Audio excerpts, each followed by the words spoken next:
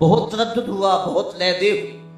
انہوں نے حضور سے مسجد اقصی کی نشانیاں پوچھی، حضور نے ایک ایک نشانی بتا دی۔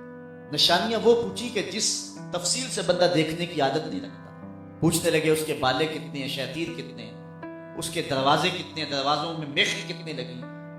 ایک لمحے کے لیے حضور کہتے ہیں میں پریشان ہوا، لیکن میرے رب نے مسجد اقصی یوں کر دی جس طرح عقیل بن ابو طالب کا گھر ہوتا۔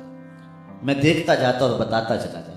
کہنے لگے امن ناک فقط اصابہ، نقشہ بیان کرنے میں تو آپ انتہائی ماہر نکلے، کسی سے تفصیلات منگوا لی ہیں چونکہ یہ دعویٰ کرنا تھا۔ حضور نے فرمایا عجیب بات ہے، پہلے کہتے تھے نشانیاں بتاؤ گے تو مان لے گے، اب یہ حجت تراش لی۔ کہنے لگے ہمارے کچھ قافلے گئے ہیں شام اور تم اسی راستے سے گئے ہوگے، اگر ان کی تفصیل بتا دو تو ہم کہہ سکتے ہیں کہ وہ تازہ ترین ہے، اور اس میں ہم یہ گمان نہیں کر سکتے کہ کسی شخص سے تفصیلات منگوائی۔ اخبر عن ایرنا، حضور نے فرمایا سنو پھر، تمہارا ایک قافلہ مجھے مقام ذی طوا پہ ملا تھا، میرا براق گزرا تو ان کا اونٹ بتک گیا، سوار گر گیا، بازو ٹوٹ گیا، جب قافلہ واپس پلٹے تو دیکھنا کسی کا بازو ٹوٹا تھا یا نہیں ٹوٹا۔ کہنے لگے حاضہ آیا، یہ ایک نشانی ہو گئی۔ حضور علیہ السلام نے فرمایا مجھے تمہارا ایک قافلہ جو ہے وہ مقام روحا پہ ملا تھا، اس کی تفصیلات بتائیں، مقام تنعیم پہ ملنے والے قافلے کی تفصیلات بتائیں، بلکہ فرمایا فلاں قافلہ تو سورج ڈوبتے ہی مکے کی سرزمین میں داخل ہو جائے، اس کی نشانی یہ ہے بھورے رنگ کے 2 اونٹ آگے چل رہے ہیں جس پر دھاری دار بوریاں لدی ہوئی۔ انہوں نے کہا یہ تو ایک ایسی چیز ہے جو اپنی آنکھوں سے ہم فوراً دیکھ لیں گے، تلی پہ سرسوں جمانے والی کہانی۔ جبل قدا پہ چڑھ گئے اور قافلے کا انتظار ہونے لگا۔ سورج درد غروب سے زرد ہو رہا تھا اور ابھی تک قافلے کے آثار نہیں۔ تذکرہ نگاروں نے لکھا ہے کہ جب سورج اپنی آخری کرنیں لپیٹ رہا تھا، کافروں کے دل بلیوں اچھل رہے تھے، اہل ایمان پریشان تھے۔ حضور نے تو سچ کہا، قافلہ رک گیا ہو، ٹھہر گیا ہو تو ساری زندگی کافر تو ہمیں تانا دیں۔ بھاگے بھاگے حضور کی خدمت میں حاضر ہوئے۔ حضور سورج ڈوبنا چاہ رہا ہے اور ابھی تک قافلے کے آثار دکھائی نہیں دے۔ دل نازک پہ گرانی آئی اور یہ میرے رب کو کیسے گوارا۔ فوراً طائر سدرہ نشین کے پروں کے پڑ پڑانے کی آواز آنے لگی۔ جبریل حاضر خدمت ہوئے، رب کا سلام بھی دیا اور سندیسہ بھی، محبوب پریشان نہیں ہونا، جب تک قافلہ نہیں آئے گا سورج ڈوبنے نہیں دیں گے۔ جب سورج اپنی آخری کرنیں لپیٹ رہا تھا، کسی کافر نے کہا قد غربت الشمس، وہ دیکھو سورج غروب ہو گیا۔ مسلمانوں نے کہا منہ ادھر اٹھاؤ، قافلہ بھی آ گیا۔ تو جب قافلہ قریب آیا تو جو نشانیاں حضور نے بتائی تھی ان کے مطابق پایا گیا۔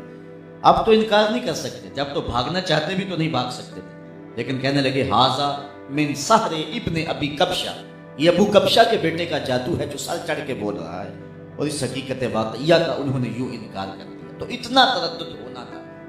اور آج بھی معراج النبی کے حوالے سے 3 طرح کے موقف پائے جاتے ہیں۔ ایک مستشرقین کا موقف، وہ کہتے ہیں یہ واقعہ ہوا ہی نہیں، اور آج لوگ کہتے ہیں ممکن نہیں۔ اتنی سرعت کے ساتھ ایک جسم کا حرکت کرنا، پرواز کرنا، یہ ممکن نہیں ہے۔ جسم ہوا کی اتنی مزاحمت کو برداشت نہیں کر سکتا، لہذا ممکن نہیں، یہ بات کہی جاتی ہے۔ اگر یہ بات کوئی مستشرق اور غیر مسلم کہے تو اس سے تو ہم اور طرح سے بات کریں گے، لیکن کتاب رحمت قرآن مجید پر یقین رکھنے والا اگر یہ بات کرے تو علامہ راضی اس کا جواب دیتے ہیں، فرماتے ہیں کہ یہ ممکن نہیں کہ ایک جسم مسجد حرام سے مسجد اقصی تک پھر آگے آنے واحد میں جائے، کیوں ممکن نہیں؟ کتاب رحمت اٹھائیے، حضرت سلیمان نے کہا مجھے تخت بلقیس چاہیے۔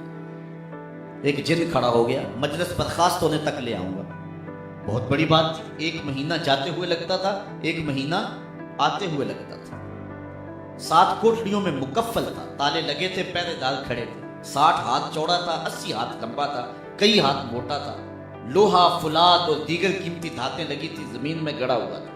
ٹکڑوں میں بانٹ کر کے بھی اس کو لائیں تو پھر بھی کئی سال درکار تھے، لیکن جن کہتا ہے میں دوپہر تک لے آتا ہوں، مجلس برخاست ہونے تک لے آتا ہوں۔ حضرت سلیمان بولے مجھے اس سے بھی پہلے چاہیے۔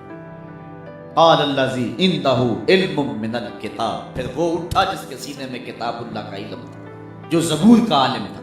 انا آتی کا بہی قبل ان یرتد الیک طرفک، کہنے لگا میں حاضر کرتا ہوں، کتنی دیر میں لاؤ گے؟ حضرت آپ ابھی آنکھ نہیں جھپکیں گے، تخت سامنے پڑا ہو۔ اور حضرت سلیمان نے آنکھ نہیں جھپکی، تخت سامنے تھا کہ نہیں تھا؟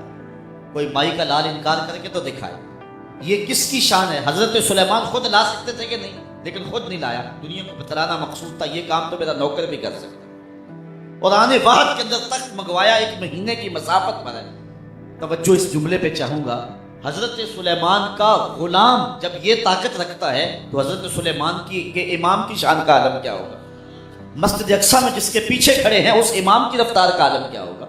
وہ تخت آنے واحد میں آ سکتا ہے تو مصطفیٰ کریم نہیں جا سکتے ہیں. تو یہ عجیب کہانیاں لوگ چھیڑ کے بیٹھ گئے اور اس حقیقت واقعیہ کا انکار کر دیا اور اس کو منامی یا محض روحانی کہہ کر کے اس کے حسن کو چھیننا چاہا. میرے محبوب وہاں تک پہنچے ہیں جہاں کسی کا تصور بھی نہیں جا سکتا.